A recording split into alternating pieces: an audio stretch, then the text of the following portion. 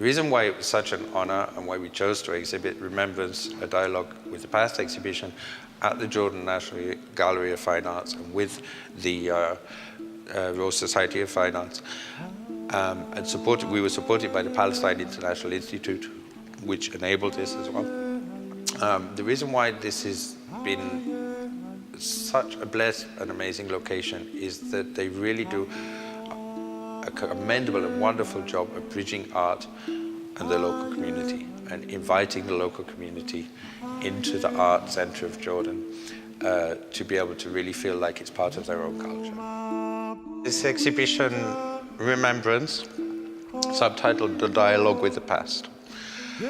It's describing how life in the region was very different to today in many aspects, that we can see from our recorded material in terms of video footage, and especially in my field in terms of the images which has survived from the earliest photography of the region, that people were living sustainably, relatively harmoniously, and in a very good state of coexistence with each other, that there weren't issues between different faiths. If you go back to the times of the earliest photography of Jerusalem, and many of the photographers chose to focus on Jerusalem because it was known worldwide, its spiritual and religious significance.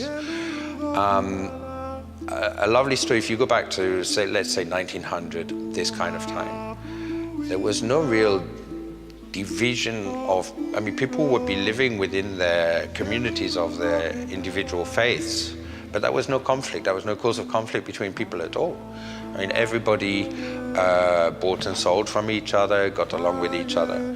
And socially, in the public sphere, it was even not considered polite to ask somebody their religion, in case they thought that you might treat them differently depending on their religion. So there was no judgment, there was no division, there was no them and us.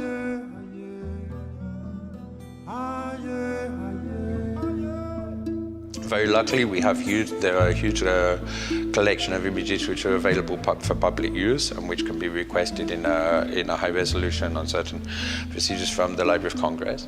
The American colony were incredibly prolific collection of photography because from their passion and love for the region, they covered the entire area. And you can see from the content of the images that people loved them. They felt very, very natural and at ease with them. And so a lot of images came from the American colony collections.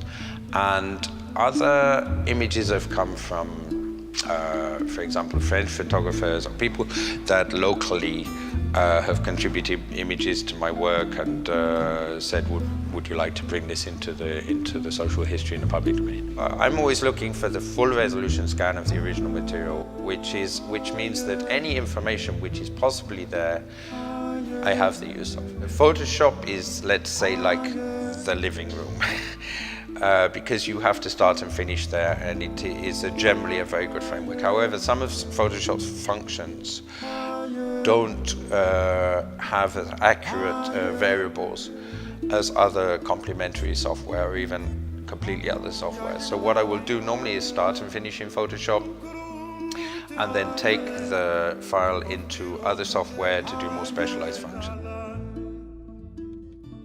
I find that people in Amman are absolutely wonderful. They still haven't lost the sense of the importance and value of getting along with the people around them, being kind to each other, being helpful to each other. The way that things work socially is a lot more sensible and logical than it would be in the West, which could be overdosed with bureaucracy, or it can also be overdosed with the kind of, like for example, an art gallery in New York. They might see art as such a separate thing from their community life.